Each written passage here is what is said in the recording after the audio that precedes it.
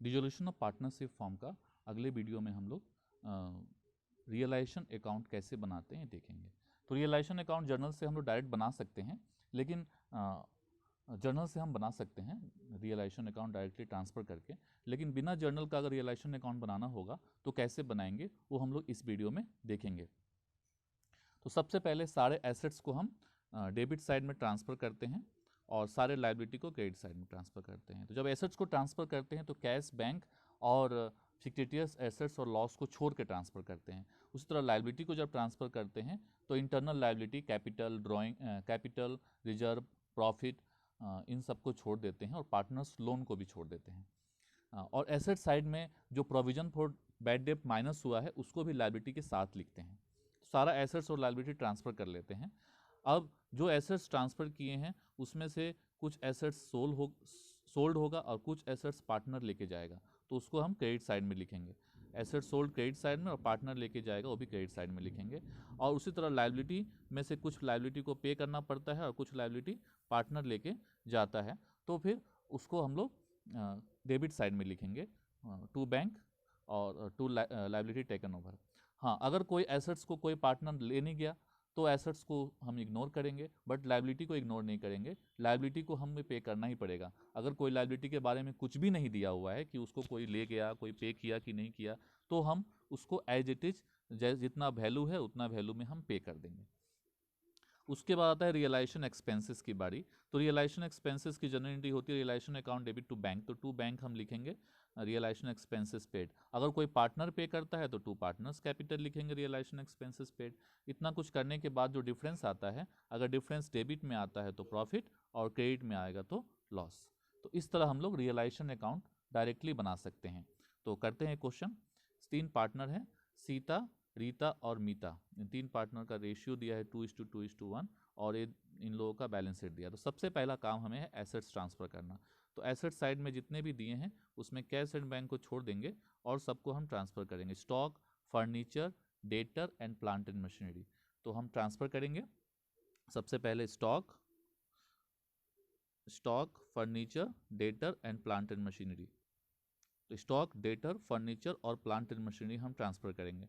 तीनों का वैल्यू देख लेते हैं कितना कितना वैल्यू है। 2500, 1000, 2000 और 4500। 2500, 1000, 2000 एंड 4500। 4500 एसेट्स ट्रांसफ़र हो गया। अब हम लायबिलिटी ट्रांसफ़र करेंगे। तो लायबिलिटी ट्रांसफ़र करते हैं तो सिर्फ जो लायबिलिटी को पे करना है सिर्फ उसी को ट्रांसफ़र करते हैं। तो यहाँ पे क्रेडिटर से ट्रांसफ़र होगा 2000 रुपीज़। तो क्रेडिटर यहाँ ट्रांसफ़र होगा 2000, क्रेडिटर 2000 ट्रांसफ़र हो गया।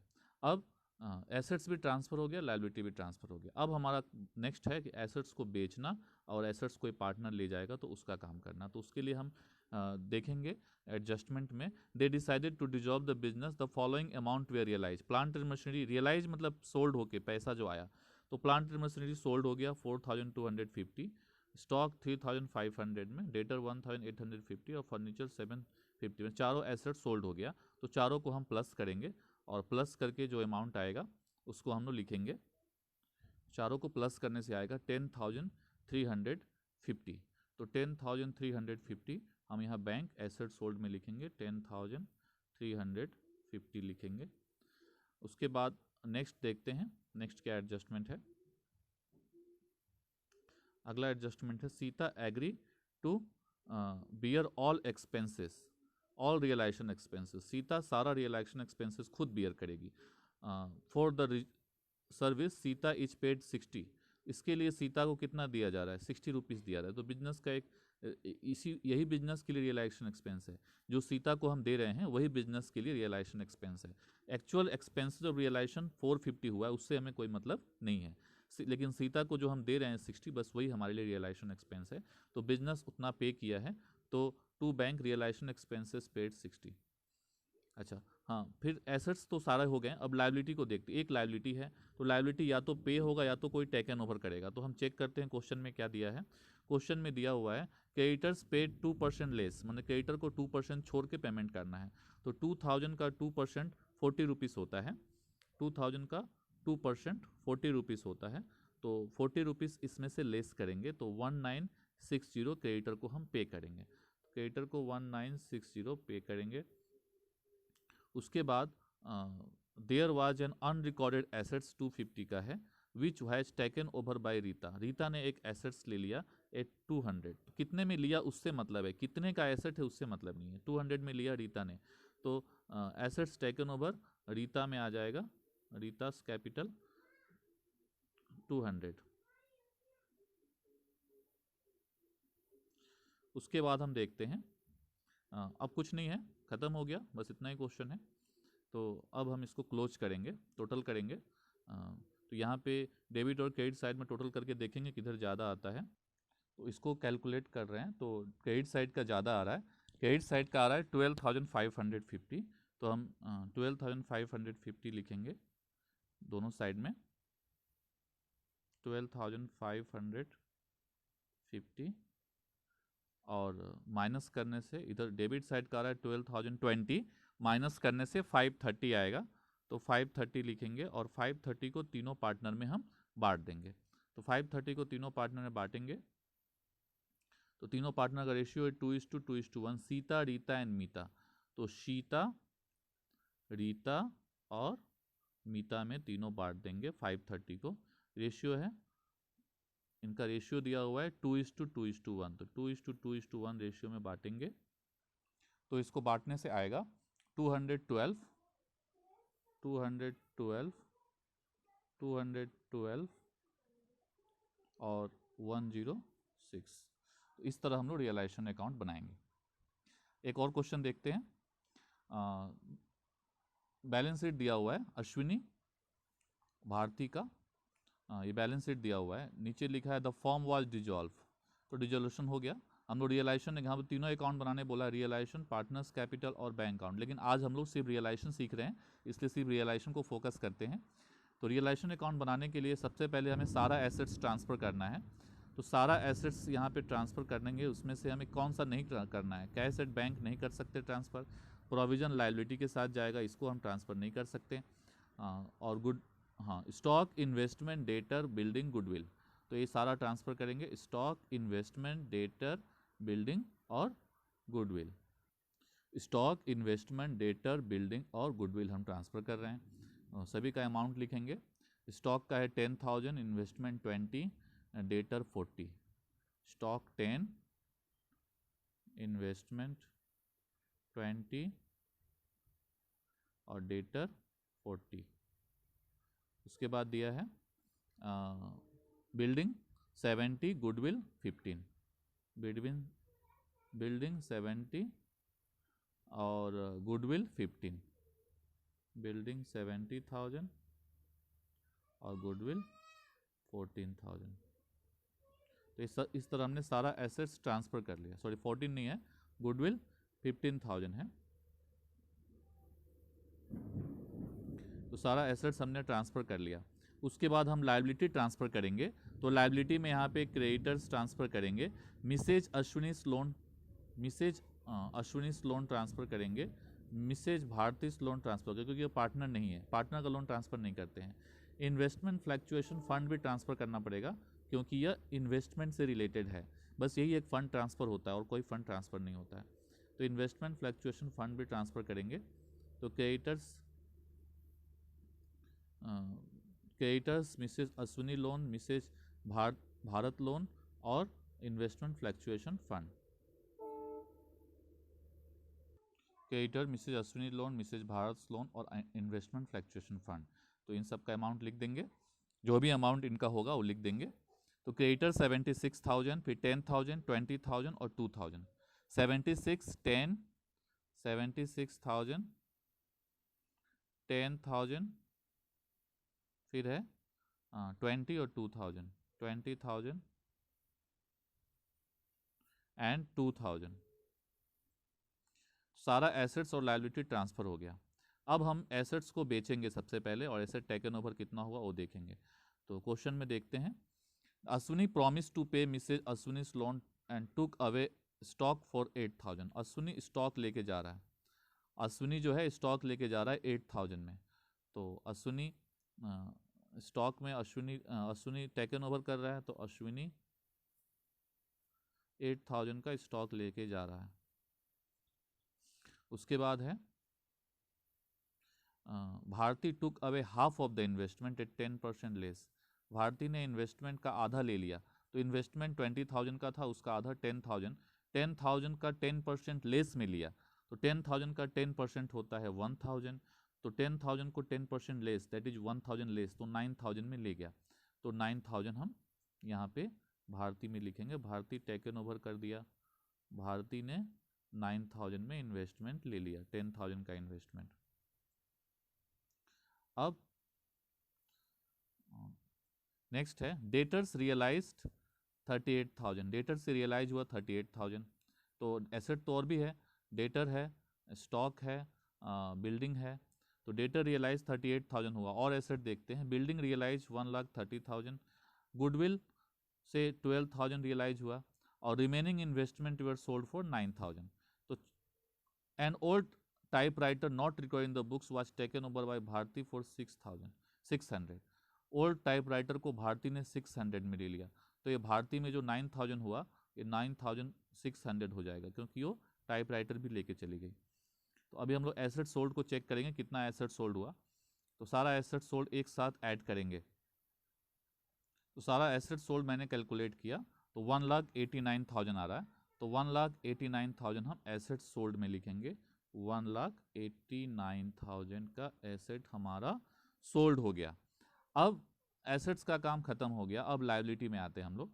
लायबिलिटी पेड कितने हैं वो देखते हैं। हमारे पास यहाँ पे 3 लायबिलिटी है, creditor, Mrs Ashwini's loan, Mrs Bharti's loan, 3 liability है। इन्वेस्टमेंट फ्लैक्चुएशन फंड को पे नहीं करना पड़ता है, तो बस 3 लायबिलिटी हमें पे करना है।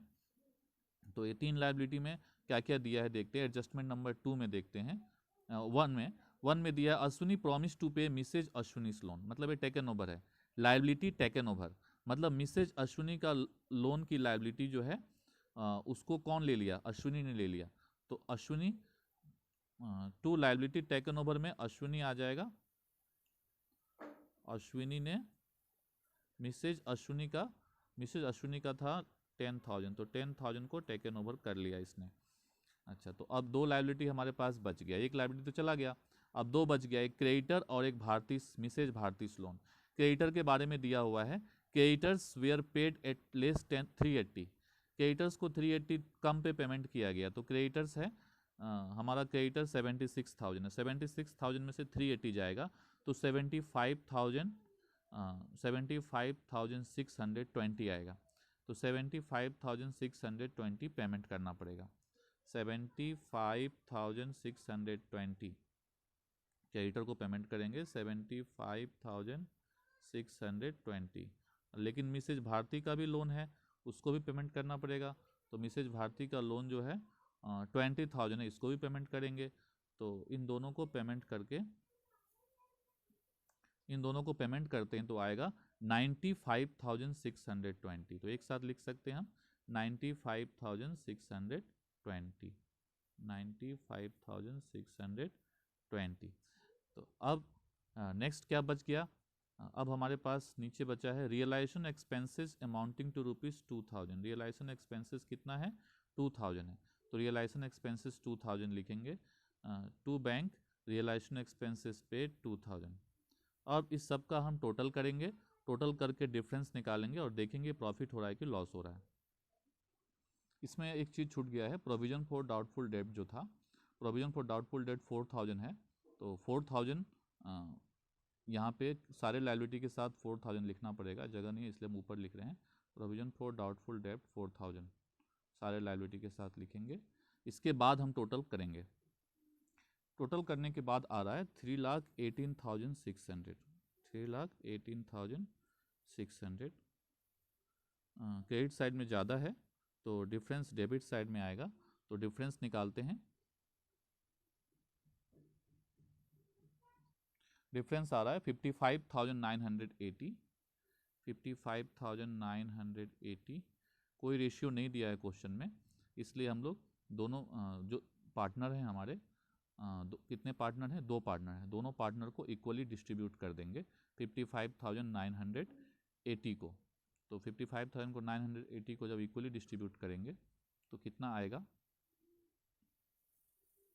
55,980 को इक्वली डिस्ट्रीब्यूट करेंगे, 2 से डिवाइड करेंगे तो इसका आएगा 27,990। 2 दोनों पार्टनर का लिखेंगे, एक है अश्विनी और दूसरा है भारती। 27,990 एंड 27,990, इन दोनों को टोटल हो गया। तो इस तरह हम लोग रियलाइजेशन अकाउंट बनाएंगे। एक और क्वेश्चन हम लोग देखेंगे,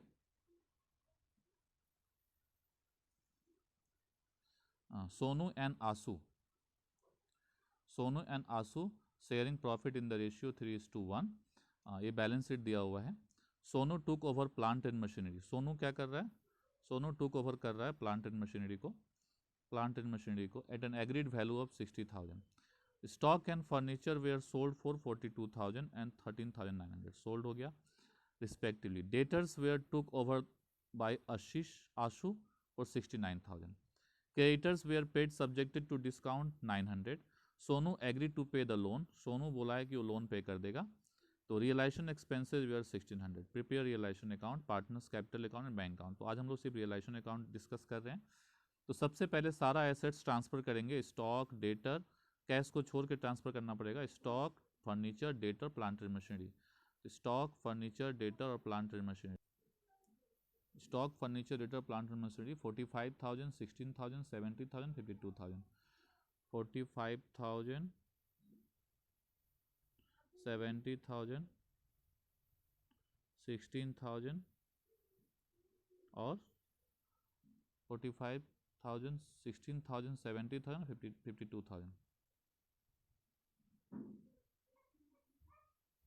45, 16, 70 और 52 सारे एसेट्स हमने ट्रांसफ़र कर लिया। इसके बाद हम लायबिलिटी ट्रांसफ़र करेंगे। तो लायबिलिटी में इंटरनल लायबिलिटी ट्रांसफ़र नहीं होता है, कैपिटल ट्रांसफ़र नहीं होगा, सिर्फ लोन और क्रेडिटर ट्रांसफ़र होगा। 12,000 और 18,000, तो 12,000 और 18,000, लोन हो गया 12,000 और क्रेडिटर है 18,000। क्रेडिटर हमारा है 18,000, दोनों हमने ट्रांसफ़र कर लिया। तो सबसे पहले एसेट्स और लायबिलिटी हमने ट्रांसफ़र कर लिया। अब बैलेंस शीट से हमें कोई मतलब नहीं है। अब हम एसेट्स को देखते हैं कौन कौन एसेट्स सोल्ड हुआ है। पहले सोल्ड चेक करते हैं। तो यहाँ पे सोल्ड हुआ है स्टॉक और फर्नीचर 42,000 और 13,900 में। तो 42,000 और 13,900 में सोल्ड हुआ है, दोनों को प्लस कर लेंगे तो 55,900 में सोल्ड हो गया। 55,900 में एसेट सोल्ड हो गया। उसके बाद एसेट टेकन ओवर की बात है। तो यहाँ पे दिया हुआ है Sonu took over plant and machinery 60,000 में। सोनू 60,000 का प्लांट एंड मशीनरी ले लिया। तो सोनू ले लिया 60,000 का प्लांट एंड मशीनरी, 60,000 का। और कोई एसेट्स अगर टेकन ओवर हुआ है तो लिखेंगे। तो यहाँ पे लिखा हुआ है Sonu took over plant and machinery 60,000। उसके बाद दिया है debtors were took over by Ashu, Ashu ने डेटर ले लिया 69,000 में। तो आशु ने डेटर ले लिया 69,000 में। तो हो गया, एसेट्स का काम खत्म। एसेट्स ट्रांसफर डेबिट में होता है, लेकिन उसको ले जाना और सोल्ड करना क्रेडिट में होगा। उसी तरह लायबिलिटी ट्रांसफर क्रेडिट में हुआ है, अब उसको पेमेंट करना और उसको टेकन ओवर करना और डेबिट में होगा। तो लायबिलिटी यहाँ पे लायबिलिटी हमारे पास दो है, एक लोन और क्रेडिटर है। तो लोन को creditors were paid subjected to discount 900, creditor को 900 डिस्काउंट पे पे कर देना है। लेकिन सोनू बोला है कि वो लोन पे करेगा, तो सोनू टेकन ओवर किया लोन। तो यहाँ पे सोनू टेकन ओवर कर दिया लोन, लोन हमारा 12,000 है और क्रेडिटर्स को 900 डिस्काउंट पे पेमेंट करना है। 18,000 क्रेडिटर है तो 17,100 ही पेमेंट करना है।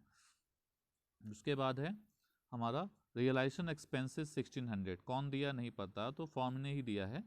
तो रियलाइजेशन एक्सपेंसेस 1600। तो अब और सारे आइटम्स समाप्त हो गए, अब कुछ नहीं बचा हुआ है, तो हमें सिर्फ आंसर निकालना है। देखना है किस साइड ज़्यादा है।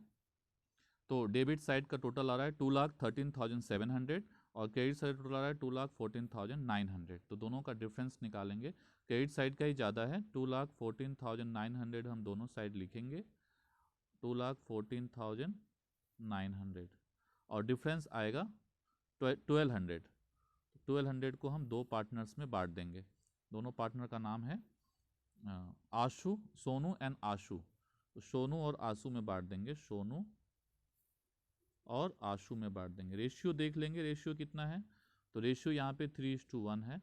तो अगर 1,200 को हम 3:1 में बांटते हैं तो 900 और 300 आएगा। तो 900 300 आएगा। इस तरह हम लोग रियलाइजेशन अकाउंट बनाते हैं। इसी के साथ ही हमारा रियलाइजेशन अकाउंट का जो टॉपिक है वो समाप्त होता है। Thank you very much.